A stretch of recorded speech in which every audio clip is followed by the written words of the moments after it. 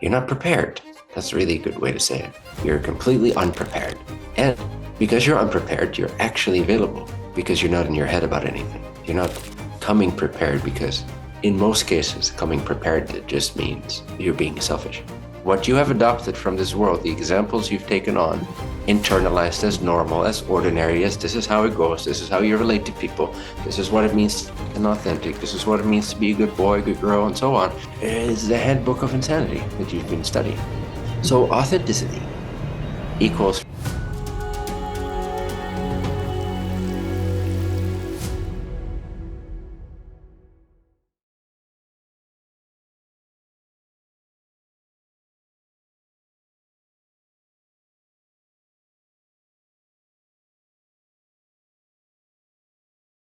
let's take a deep breath.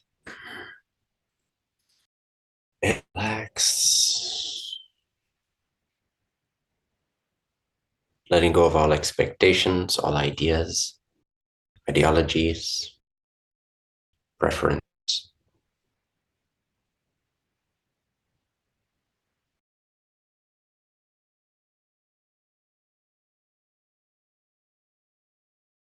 Take another deep breath.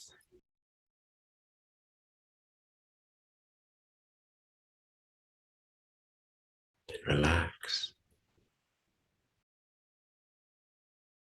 Notice the space of mind itself, the space of I am here, and something in me knows that I am here.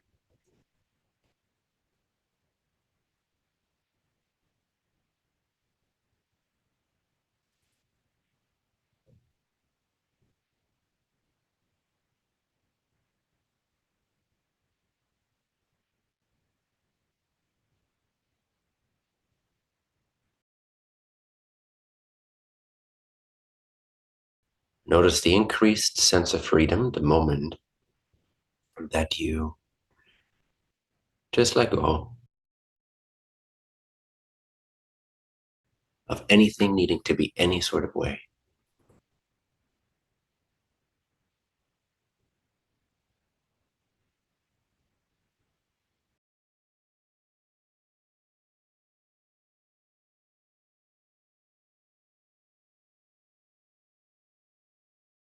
Just the ease that's ever present, staring you in the face. All you have to do is stare back at it. The ease of God, the simple presence of existence existing right here in front of your face, staring at you moment to moment, hidden in plain sight.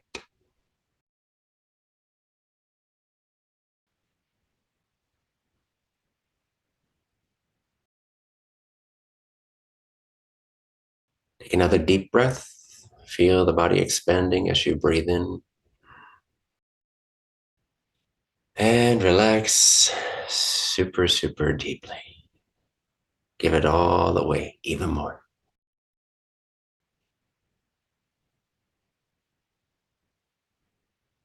It's called chilling hard. You want to chill super hard. You've never chilled before. Yeah. Okay, now that we are completely chill, relaxed, at ease, clear, naturally intelligent, spontaneous, vibrant, brilliant, unprepared. Because that state to be unprepared. Those are my favorite sessions as well. And the less prepared I am, the better. And it should be that way with every moment in your life, with every challenge, with every opportunity, every dialogue, every conversation, every public speaking engagement. Be not prepared. Now, of course, if you need to know your stuff because whatever, it's a particular presentation, be prepared in the content. But energetically, just show up at the moment, in the moment, as yourself. And it's scary at first, but as you gain confidence in this natural presence of yourself, it's liberating. And that's an aspect of our conversation today. It is that divine spontaneity, that divine authenticity. It's the authenticity that's unarrived, meaning you didn't come up with anything beforehand. You're not prepared. That's a really good way to say it. You're completely unprepared. And because you're unprepared, you're actually available to the people that you're attending to or any situation. You're present, available because you're not in your head about anything. You're not coming prepared because in most cases, coming prepared it just means you're being selfish. You're making it about how you appear. You're making it how you are judged, how your performance is ascertained by others. And then you really lose that spark of God speaking through your unique expression, being present with the people, with the moment, with the inspiration in the moment, which is snappy, just like that. It's witty, it's fast, it's lightning speed. And if you're prepared, you're not present enough to move at lightning speed. But if you're completely unprepared, then you are automatically moving at lightning speed. So it's not just about being not prepared before the session or before your interaction with your partner or before your speaking engagement or whatever it might be, or before the dance party even. It's about being unprepared in that moment itself as well, like not having your guard up, not having that preparedness, that mind, like the filter. This is what I'm going to say. This is how I'm going to say it. This is how it's going to be perceived. And if they ask me this or that question, then I'm going to respond sort of along these lines or even exactly like this. And I'm already seeing that coming. I'm already expecting them to go and ask that question. I'm just using one example of like public speaking, but what I'm transmitting here applies to every moment in your life, whether you're playing soccer, whether you're chilling by yourself, reading a book, doesn't matter. So, the most important moments in life, and even the ones that I could project in my own life, for instance, just to speak a little bit from my own experience. If I imagine the most important or influential moments, I don't really have any important moments in my life anymore. That has kind of been destroyed. But I can still understand that. Okay, let's say that Joe Rogan wants to have a conversation with me. I can imagine that, okay, well, this is going to reach a lot of people. And so I believe that this message is what I'm here to share. These teachings, this embodiment, this freedom, this spontaneity, this wisdom. So I could then recognize intellectually, oh, that's an important moment for the trajectory of this so-called mission, right? To bring this message to the people in greater numbers and to help the planet and raise the consciousness and all that beautiful stuff. But to me, internally, it's no longer defined as an important moment that needs preparation or anything like that. So if you project such an important moment into your life, where a lot seems to be at stake and a lot of people will be watching you or judging you or your business is at stake or your personal career or life is at stake, whatever it might be, or your relationship is at stake. We get stressed about these moments because we give them so much meaning. We give them so much special status when actually they're just as ordinary as a blade of grass growing right now in China somewhere on the sidewalk. Like that's as significant, the growth process of that single blade of grass that you will never meet, that has no name, yet is existent, is alive. That's just as significant and special and important as your next biggest speech that could make or break your relationship, or your next big speaking engagement on TEDx or Joe Rogan that could alter the face of the earth. It's the same thing. It doesn't matter. You see? So you want to come unprepared. And a good way to do that is to define everything as the same, which is a definition, but it's actually a definition that mimics the reality of reality, meaning that nothing is more elevated or special or holy or divine or opportunistic even than any other moment. It completely depends on your mindset, your consciousness, and how you define it. So that's one aspect of this, is can we stop defining things as special? we're going to go a little bit deeper into this. Like, how does this apply to quote unquote enlightenment and enlightened beings, and or what I call mirror beings? And how is this relevant for you on a day-to-day, your ordinary day-to-day experience? Okay, but if you can see, for starters, that when I define something in a certain way, meaning when I give it a label, when I give it an idea, and I get some meaning, then I have literally turned it into something that it wasn't before, right? The moment the child calls a bird a bird, it's no longer what it is. The mind now believes it to be a bird. There's no evidence that what we call a bird is actually a bird. Like, what even is a bird? It's just appearing as it's appearing. You see, so when we learn how to stop defining things, because it's a skill that we learned to define things, to define things, to define things. It's like we're constantly painting in this holistically, beautifully empty, full existence with all these separate little objects that have different meanings and that build different contexts in the back of our minds, and that build all these assumptions upon assumptions upon assumptions, and that narrow our focus into particular agendas relative to the moment, relative to the context and how we've defined that context. My agenda is different when I'm alone with my wife. I don't have a wife, but you get the point. And I'm different when I'm, speaking publicly, or I'm different when I'm teaching, or so we start to be different in all these situations. So anyway, it can be very helpful to your freedom to not define anything as we stop defining the world. And when we stop defining the world, something in us begins to radiate, for lack of a better word, begins to illuminate itself. The brightness is turned up. It's like photoshopping reality. Just turn that brightness up.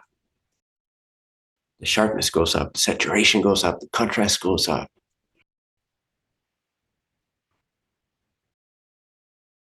So spontaneity, authenticity, ultimately, there's different stages to this, and we can get into that if you want. But I'm going to speak a little bit more from the ultimate point of view, which is, quote unquote, enlightenment. What is it like to live with God as your primary identity on a day-to-day basis?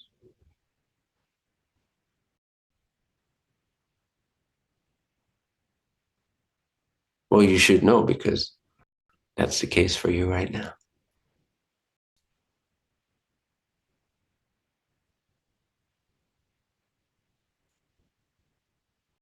God is your only identity as we speak, or source, or awareness, or the cosmos, or the universe, or Daffy Duck, whatever you want to call it. But I like the word God. It's powerful, it's short, it's to the point. You are God. What else were you made out of? Did you come from some other universe created by something outside of the omnipresent creator? Did you bring your own substance, your own molecules with you from another source into this universe made by this source? And now, therefore, there is God and there's you. That would apply if you came from a different creation. But since God is one and infinite, and infinity has to be a unity, otherwise it wouldn't be infinite, because you can't have infinities, because then where would the first one end and the second one begin? Infinity, source, is by definition a unity. It's one. Everything about you, from your physical, chemical, seeming atomic makeup, to your mind, to your unique blueprint, to your soul, your sentience, to your pure awareness, all of that, you didn't take that with you from some other kind of weird universe created by some other infinite creator. Therefore, since all of you, literally every aspect of you, is made by the same source, exists within the same source, you are God, because there's nothing else for you to be made out of. There's nothing else for you to play with. There's nothing else for you to observe. Only God is. So, what is it like? Well, then you tell me. What is it like to live your day-to-day life with your primary identity being God? You should know.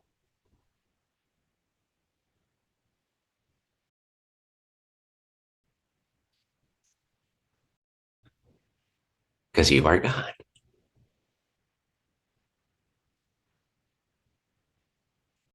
And if you think you don't know, and if you think, well, that's disappointing because day to day life as this apparently primary identity of God is not all that great all the time.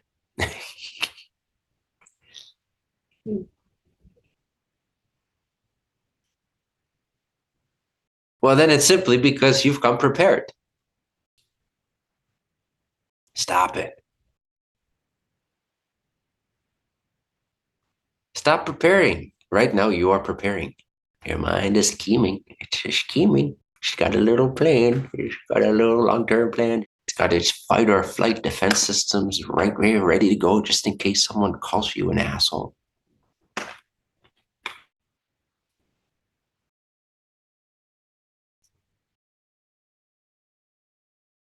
You're way too prepared.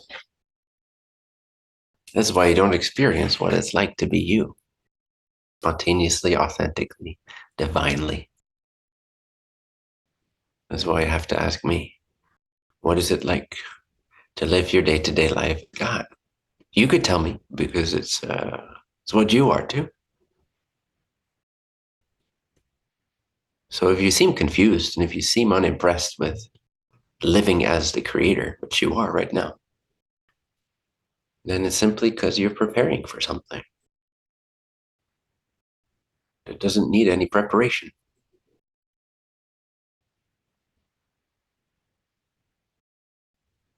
Why do you do that?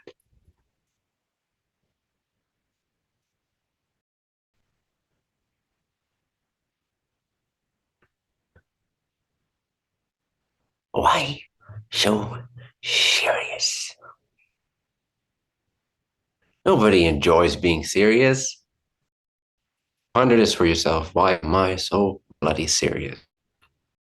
Well, there's some homework assignment. Figure that out. If you can figure that out, you can see the nonsensical nature of it. And when it appears nonsensical to you, you cannot do it anymore. You cannot do it anymore. You can only be unnecessarily serious when you think it's a necessity to be unnecessarily serious. When you no longer perceive that necessity, then your natural nature, your authenticity takes over. And it can be serious when it's in the face of correcting someone, teaching something, something that needs them to take it seriously. But that still doesn't mean that you internally take it seriously. And here's kind of where we get to the potential of this, where this is going, the freer you are, how is this going to express itself? What does authenticity mean? The more you let go of being coming prepared to every moment, which is so boring.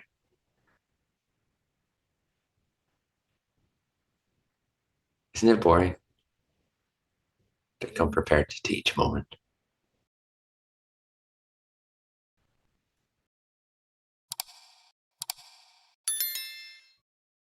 Makes you so predictable. Do yourself even.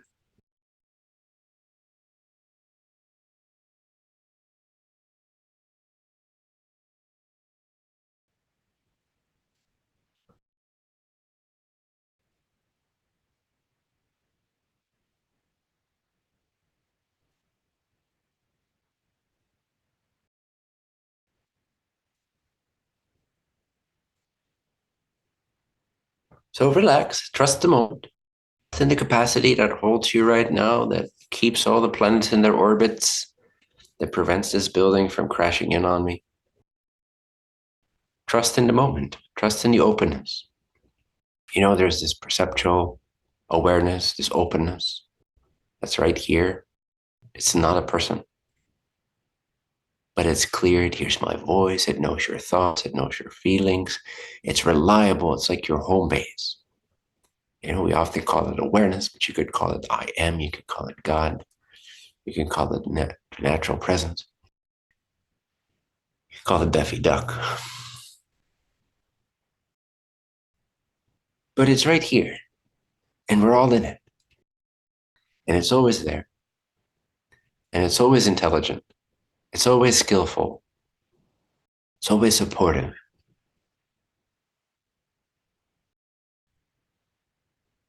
Why not trust and rely on that? And so what happens when you do this more and more and more? Well, you become a bit of a spiritual anarchist, naturally, a nonconformist, not an intentional rebel. By nature, you might appear more and more rebellious because things are simply less and less real to you in the way that everyone constricts them to be real, defines them to be real.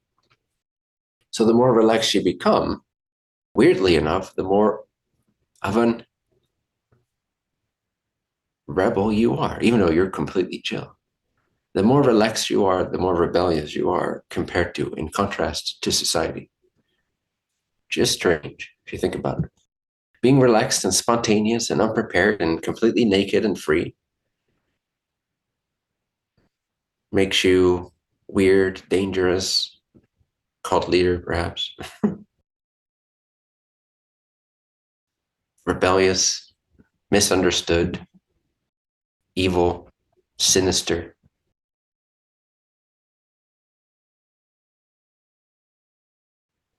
Becoming super, super simple and direct and straightforward. Open.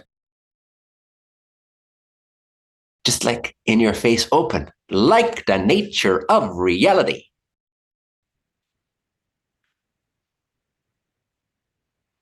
Makes you a danger to society, or a threat to your family,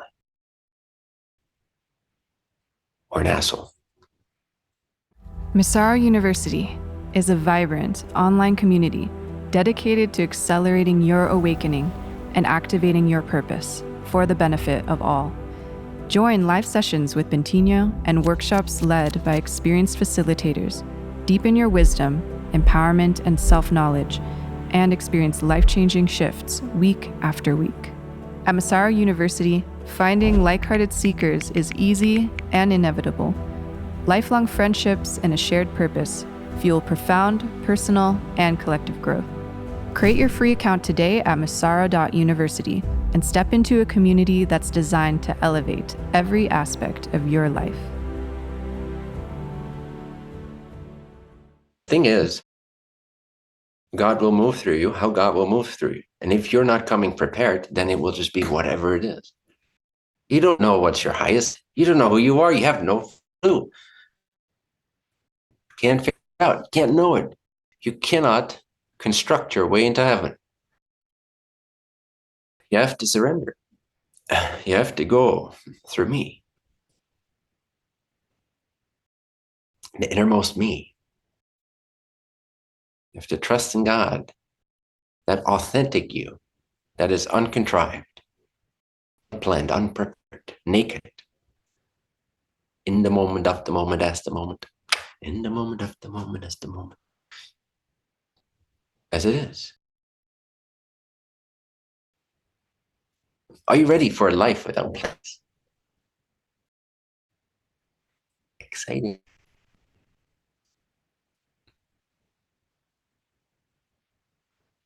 Think of any enlightened master in the past, of the past. And if they were genuinely free, they were radical in their own way. They were nonconformist by nature. They were not conforming to society's expectations. You cannot grasp them. Again, that's what this stands for, it's what it means. A Tathagata is one who cannot be defined by form, by any condition. He has thus gone. He's not that. You cannot label it. You cannot define him. You cannot even identify him by anything he is saying. You cannot identify a Buddha by his words, by his actions, by his apparent feelings, by what he's emoting, by what he does with his life, his actions, no matter how selfish or selfless they appear. They are free. They're like space.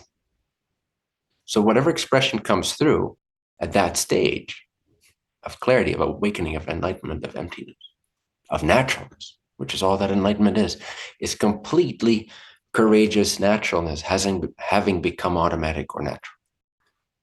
You take your most courageous moment where you did not care about any social validation, any rules, any taboos. You were completely free, courageously free in that moment. Now imagine that 24/7 automatically. That will then be your enlightened, freed expression. And you're right, you will be controlling it. You also won't be out of control. You'll have the most control you've ever had. It's a paradox. You won't just be this erratic, manic personality that needs to, go around the streets naked and sing songs about whatever. You can fit in, you can blend in, but it will happen naturally. It will happen skillfully and intelligently and without personal motive. It will come from freedom. All you'll be feeling is this radiance, this inexhaustible spark of everything is possible, this inexhaustible spark of you are free, and you are free, and you are free. Everyone you're meeting, you're like, you are free. That's all you're feeling. It's like, you are free. And then sometimes, in contrast to what they're thinking and how you can feel their mind bubble, you're like, you are free. You beautiful, sweet idiot. I love you. Why so serious? So in contrast, you can see, the problems of the world. But really, internally, you don't see that. What you see is the freedom. The freedom in as everything and everyone. It just outshines the concerns. It outshines the separation. It outshines the ideologies. And then you see everybody is so serious. There's a difference between being earnest and sincere versus being serious. Sometimes you need to sit your ass down and meditate for 2 hours and kill the mind. Keep it together. Stay focused. But less and less we really need that to know and see and smell and be your freedom. But when you do need that, it's good to be earnest, to be sincere. But that's different than being serious and being contracted and having this personal agenda everywhere you go and being prepared to every moment, coming prepared to every moment. It's very different.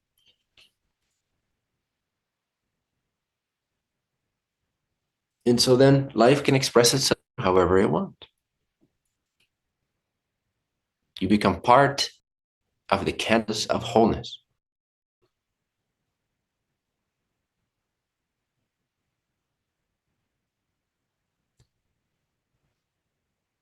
Freedom. Freedom has no form.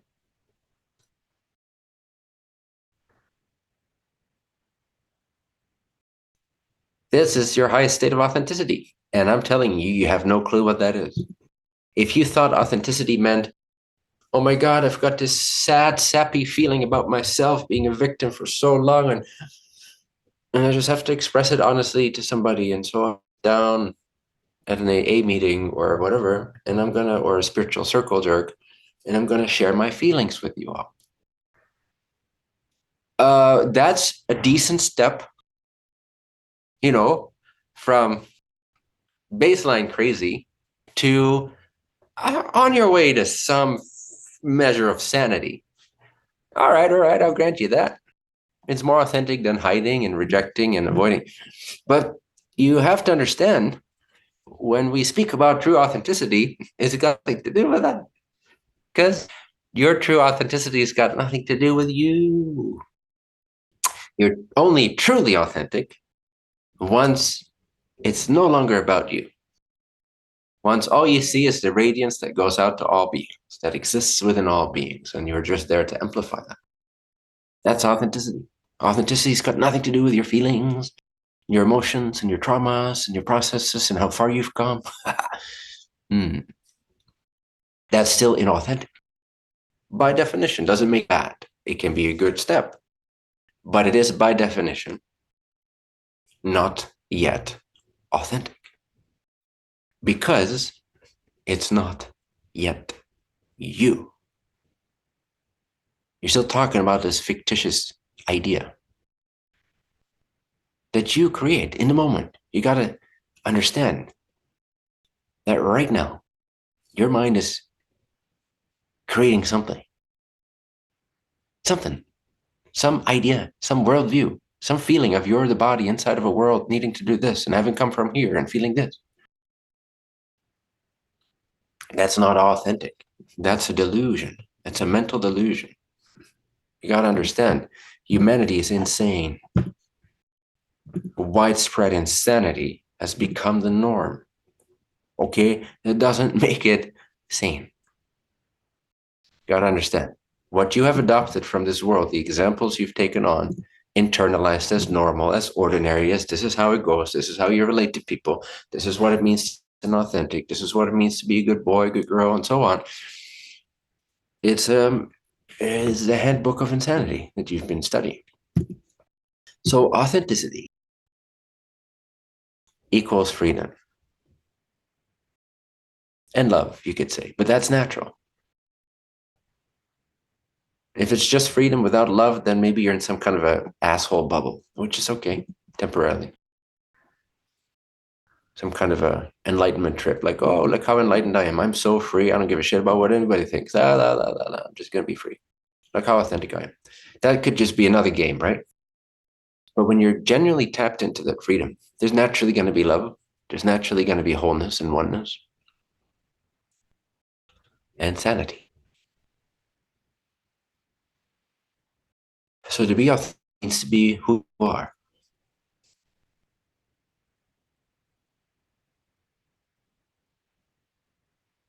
Which is not your feelings. Nothing wrong with feelings. I'm just saying it's not authenticity. Okay. There's very good reason to accept feelings and to understand and acknowledge feelings and even to share feelings with others. Even in the team, we still do it. I'm just saying that's not authentic. Doesn't make it wrong.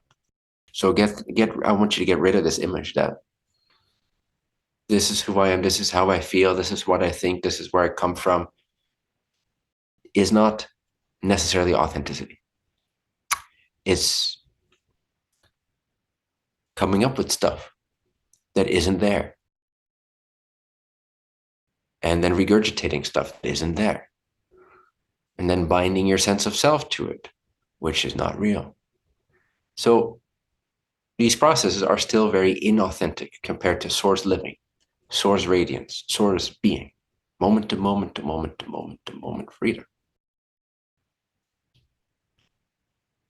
I just want you to get that distinction so that we can get out of the glorification of this sort of psychological, spiritual self-masturbation, sharing in circles and all that stuff. Like at some point, that's got to end.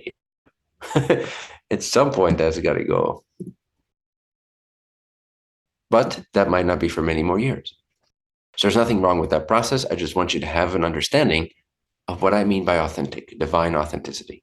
Divine authenticity is freedom. It's formlessness. It's surrender. It's complete, open-ended love. It's naked being. It's got nothing to do with you and your feelings. That's what I'm saying.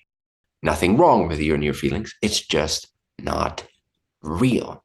And it's just not you. Therefore, it's just not, by definition, authentic. It's masturbatory. Still doesn't make it wrong. If that's what we need in that moment, I encourage you to share how you feel, to acknowledge how you feel, to get to know how you feel. But I do want you to know that's not the end station. That's not truly authentic. It's not your freedom. That's not your goal. It might be a step along the way to own yourself, to accept and heal yourself, to integrate your aspects that you've created into sort of a wholeness of will and faith and surrender, and then to take that up to a source level. That might be a very valid path, and it is for most people. I just don't want you to confuse freedom or authenticity with that kind of a process. Again, nothing wrong with it. Huh? So just as important as just to know that it's not yet authentic, it is just as important to not judge that it's there. It's relevant to talk about your feelings sometimes, but just know why you're doing it. Do it to clear the closet. Don't do it because that is you, and now people are seeing and hearing the real you. No, no, no, no, no, no, no, no. Come on, people. It's not the real you. It's never been the real you. If it was, then I would quit right now because of where am I trying to take you to? That would not be exciting to me. To try to get you to the level of, look, this is what I'm feeling. This is why I feel this way. You did this, and then I felt this, and then I got triggered, but then I realized, oh, I shouldn't, and then I was, oh, but I should accept myself, and now I'm feeling this again, and then tomorrow I'm going to tell you the same story, maybe slightly different, and then 10 years from now I'm going to tell you essentially the same story, maybe slightly different. Ah, that's not what we're here for, is it? I hope not. If that was spirituality, my friends, you're better off living in the Matrix and eating that steak and forgetting all about spirituality.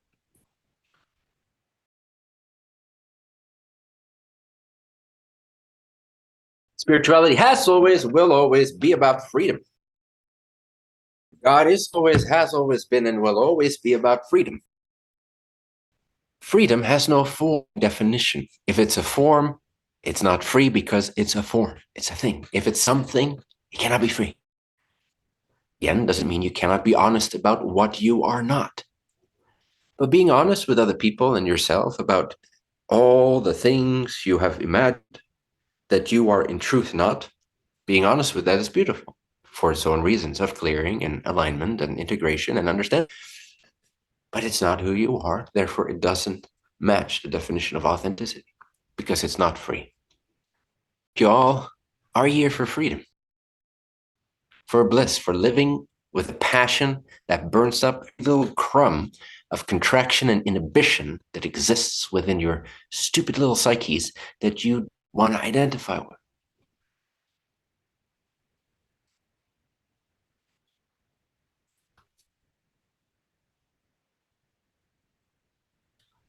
And you know I say all these things with love, don't you?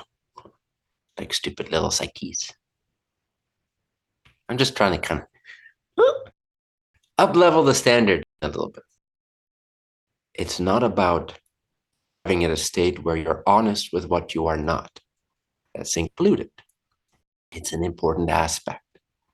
Let's call it transparency, but let's not call it authenticity. One of the means is transparency about what you are not, that you have erroneously, mistakenly identified yourself with. The layers and the feelings and the emotions and the thoughts and the beliefs and all that. So that's fine, to be transparent, to know yourself, to know your not self, essentially. So that what can emerge from that is knowledge of the real self. But I do want you to yearn for freedom beyond even transparency.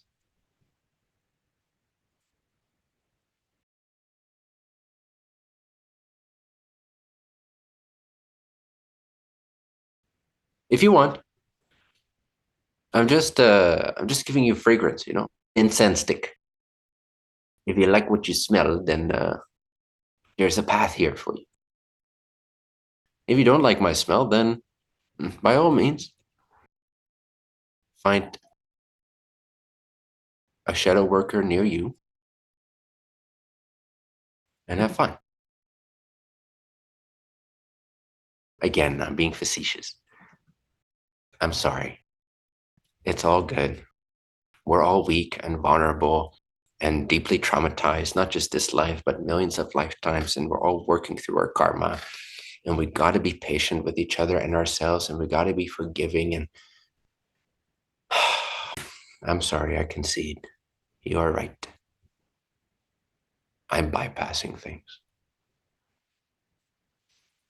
Damn it. I really thought I was free for a second. I really thought this whole thing was about freedom.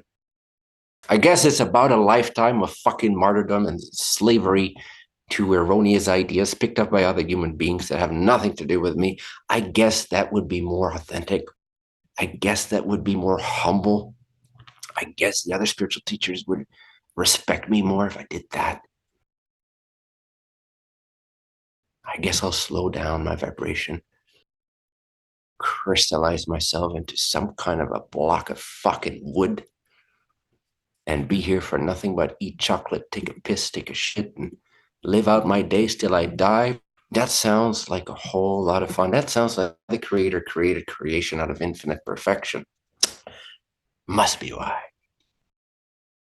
Now, important, don't just go mimic my silliness, huh? You can, to an extent, you can do that. You can be like, okay, wait a second. I smelled this incense. It smells good. I like it. It makes me feel like I'm at home. Then let me go out and try to recreate that fragrance. You can try that to an extent, but just be a little mindful of the ego traps that are present in that. Because what the silliness, what the freedom is coming from is an actual recognition of freedom, a conviction in freedom. It's not coming from me trying to be silly and free. I didn't come prepared to be silly today. I didn't come prepared to be facetious. That just is flowing. The moment turned is call of, the same freedom and giddiness will be there, but it will have a very different expression. Maybe it'll be serious. I doubt it, but it could be. All depends on context and spontaneity in the moment. Wisdom is spontaneous, it's free. So don't just try to mimic silliness or craziness, because then you'll become like the Joker and you'll become a little manic and psychotic. So don't do that. It's about being authentic. And for me, what's authentic right now apparently is this. For whatever reason, I'm sure it's helping some of you. I'm sure it's why some of you showed up at all today. I'm sure it's what some of you need. So that's how it appears. It's got nothing to do with me. You cannot say now, I know Bentinho now because I've seen him be silly. Oh, go look at this session. Go look at this session. Like here, he's really being himself. No. No. You've never seen me. You never will. This is not what I look like. This is not what I sound like. This is not what I am. This is how it appears out of that recognition of formlessness, out of that recognition of freedom.